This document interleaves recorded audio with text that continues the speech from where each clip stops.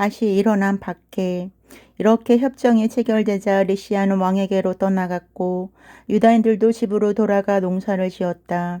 키프로스 용병대 사령관이었던 니가노를 위시해서 지방 영주들 중 디모테오와 겐네오스의 아들 아폴로니우스와 히에로니무스와 데모포는 유다인들이 안정되어 평안하게 살아가도록 내버려 두지 않았다.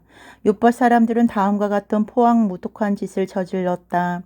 그들은 유다인들에 대해 조금도 악의를 품지 않은 듯이 가장하고 자기들과 함께 사는 유다인들을 초청하여 자기들이 마련한 배에 그들의 처자와 함께 타게 하였다. 그것은 온 마을의 공적인 결의에 의한 것이었고 유다인들은 합평 속에 살기를 원했으며 아무것도 의심하지 않았기 때문에 그 초청을 받아들여 배에 올랐던 것이다. 그러나 욥바 사람들은 그 배를 침몰시켜 200명이나 되는 유다인을 죽여버렸다. 유다의 활동. 유다는 자기 동포가 이렇게 처참하게 학살되었다는 이야기를 듣고 자기 부하들을 소집하여 정의의 재판장이신 하나님께 호소하며 자기 동포를 죽인 자들에게 달려들었다. 그는 밤중에 욥바의 부두에 불을 지르고 배를 불태워버리고 도망치는 자들을 칼로 찔러 죽였다. 그러나 성문이 닫혔으므로 아무 때고 다시 와서 욥바 사람들을 멸종시키겠다는 생각을 하며 철수하였다. 암리아 사람들도 자기들 사이에 살고 있는 유다인들에게 똑같은 짓을 하겠다고 마음먹고 있었다. 이 사실을 한 유다는 밤중에 암리아를 습격하여 항구와 함대에 불을 질렀다. 그 타오르는 불길을 100여리나 떨어져 있는 예루살렘에서도 볼 수가 있었다. 유다군이 그 땅에서 약 5리쯤 되는 거리를 진군 디모테오를 향하여 가는 길에 5,000명 되는 아라비아인 한 부대가 기병 500을 거느리고 그들에게 습격해왔다. 격전 끝에 유다와 그와 부하들은 하나님의 도우심으로 승리를 거두었다. 패배를 당한 이 요목민은 자기들의 가축을 내어줄 것과 그 밖에 여러 방법으로 유다의 군대에 도움 줄 것을 약속하며 유다에게 화평을 청하였다. 유다는 그들이 여러 가지 점에서 도움이 될 것이라고 생각하여 그들의 화평을 받아들였다. 그들은 유다와 화평을 맺고 자기들의 천막으로 돌아갔다. 그 유다는 흑담과 돌담으로 둘러 견고하게 만든 방위를 갖춘 도시를 공격하였다. 이 도시는 카스미라고 하며 거기에는 여러 이방 민족들이 섞여서 살고 있었다.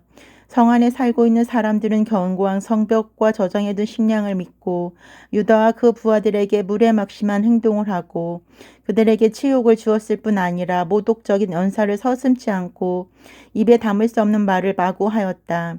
유다와 그의 부하들은 옛날 여호수아가 우주를 지배하시는 위대하신 하나님의 도움으로 성을 공격하는 기고와 성을 파괴하는 기구도 없이 예루성을 함락시킨 것을 생각하고 하나님께 기도드린 다음 성벽을 향하여 맹렬히 돌진하였다. 이렇게 하여 그들은 하나님의 뜻을 받들어 그 도시를 점령한 다음 끔찍할 만큼 많은 사람을 죽였다. 이렇게 되어 폭이 4,500m 되는 부근 호수는 피바다가 되었다. 유다군은 거기에서 약 350리가량 진군하여 카락스에 이르렀다.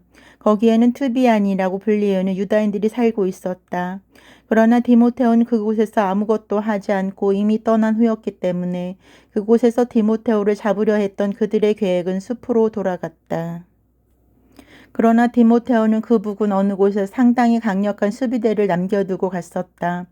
마카오베오니 지휘관 도시테우스와 소시파트로스는 그곳을 막아서 디모테오가 요새에 남겨놓고 간 10,000명이나 이상 되는 적병을 전멸시켰다.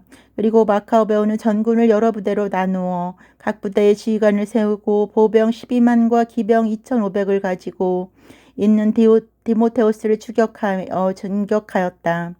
유다가 추격해 온다는 소식을 들은 디모테오는 아녀자들과 짐을 카르남이라고 하는 곳으로 미리 보냈다. 그 지방의 통로는 모두 좁아서 접근하기가 힘들었고 따라서 그곳은 공격하기가 매우 어려운 곳이었다. 그러나 유다의 선봉 부대가 나타났을 때 모든 것을 다 내려다보시는 분이 적군에게 나타났다. 그래서 적군은 공포에 사로잡혀 앞을 다투며 이리저리로 흩어져 도망갔다. 그러는 통에 그들은 저희끼리 치고 찔러 자기네 편 칼에 죽기도 하였다.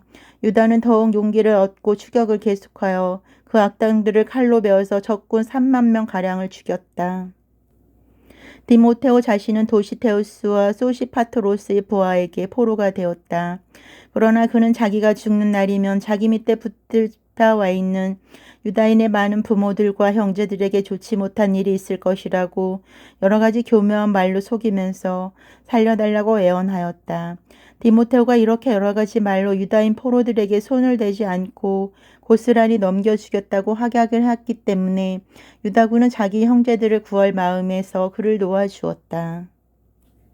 유다의 계속적인 승리, 그 유다는 카르나임과 아테르타스의 신전을 향하여 진군하고 그곳을 공격하여 적 2만 5천 명을 죽였다. 그는 이들 적군을 전멸시키고 승리를 거둔 후 여러 동족이 많이 살고 있는 견고한 도시 에프론을 향하여 진군하였다. 그곳은 리시아의 본거지였다. 그 성벽의 전망에 서 있는 젊은 장사들이 성을 용감하게 지켰으며 성 안에는 많은 전쟁 기고와 투석기가 마련되어 있었다. 그래서 유다군은 어떤 적군의 병력도 놀라운 힘으로 부셔버리시는 하나님께 기도를 드렸다. 이렇게 하여 유다군은 그 도시를 수중에 넣고 그곳에 있는 적군 2만 5천 명을 죽였다. 유다군은 또다시 그곳을 떠나 예루살렘에서 약 300리가량 떨어져 있는 스키토폴리스라는 곳을 향하여 진군하였다.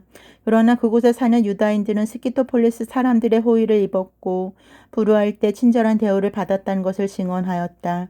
그래서 유다와 그의 부하들은 그곳 사람들에게 감사의 뜻을 표시하고 앞으로도 자기 동족들에게 호의를 베풀어 달라고 부탁하였다. 그러는 동안 오순절이 가까이 왔기 때문에 그들은 방향을 바꿔 예루살렘으로 향하였다. 오순절 축제가 지난 후 유다의 군대가 이두메의 총독 고르기아스를 치기 위해 돌진하였다. 고르기아스는 보병 3천과 기병 400을 가지고 그들에게 대항하였다. 싸움을 하는 동안에 소수 유다인들이 전사하였다. 바케도노의 부하 중에 도시테우스라는 사람이 있었는데 그는 힘이 센 사람이었다. 그는 힘이 센 기병이었다. 그는 저주받을 고르기아스를 생포하려고 길을 막고 있는 힘을 다하여 그의 겉옷자락을 끌어당겼다. 그때 트리키아의 기병 한 사람이 도시테우스를 덮치며 그 어깨를 칼로 내리쳤다. 이 틈에 고르기아스는 마리사로 도망쳐갔다. 에스드리스와 그의 부하가 장시간의 교전에서 몹시 지쳤기 때문에 유다는 주님께서 나타나셔서 자기 편을 주시고 싸움의 인도자가 되어주시길 간청하였다. 그리고는 자기 나라 말로 군거와 찬미가를 우렁차게 부르면서 고르기아스의 군대를 기습하여 패주시켰다. 죽은 자들을 위한 속죄 제사, 그리고 그 후 유다는 자기 군대를 모아 아둘람이라는 도시로 갔다. 제7일이 다가오기 때문에 유다인들은 간습대로 몸을 깨끗이 하고 그곳에서 안식일을 지켰다. 유다와 그의 부하들은 전사자의 시체를 묻어야 할 날이 촉박하였으므로 시체들을 거두어 가야만 했다. 그 시체들을 그 다음날 조상들의 묘소에 운반하여 친족들의 옆에 함께 묻어주려고 했던 것이다. 그런데 그 시체 하나하나의 옷을 들춰보니 그들은 암리아의 우상을 부적으로 지니고 있었다. 유다인이 이와 같은 물건을 몸에 지니고 있는 것은 율법이 금하는 일이었다. 그래서 그들이 죽은 것이 마치 그것 때문이었다는 것이 분명하게 되었다. 그들은 숨은 일을 모두 드러내시는 정의의 재판관이신 주님을 모두 찬양하였다. 그리고 죽은 자들이 범한 죄를 모두 용서해달라고 애원하면서 기도를 드렸다. 고결한 유다는 군중들에게 죄지은 자들이 받은 벌이 죽음이라는 것을 눈으로 보았으니 이제는 그들도 죄를 짓지 말라고 권고하였다. 그리고 유다는 각 사람에게서 모금을 하여 은 2천 드라크마를 모아 그것을 속죄의 제사를 위한 비용으로 써달라고 예루살렘으로 보냈다. 그가 이와 같이 숭고한 일을 한 것은 부활에 대해서 생각하고 있었기 때문이었다. 만일 그가 전사자들이 부활할 수 있다는 희망을 가지고 있지 않았다면 죽은 자들을 위해서 기도하는 일이 허사이고 무의미한 일이었을 것이다. 그가 경건하게 죽은 사람들을 위해 훌륭한 상이 마련되어 있다는 생각을 하고 있었으니 그것이야말로 가력하고 경건한 생각이었다. 그가 죽은 자들을 위해서 속죄의 제물을 바친 것은 그 죽은 자들이 죄에서 벗어날 수 있게 하려는 것이었다.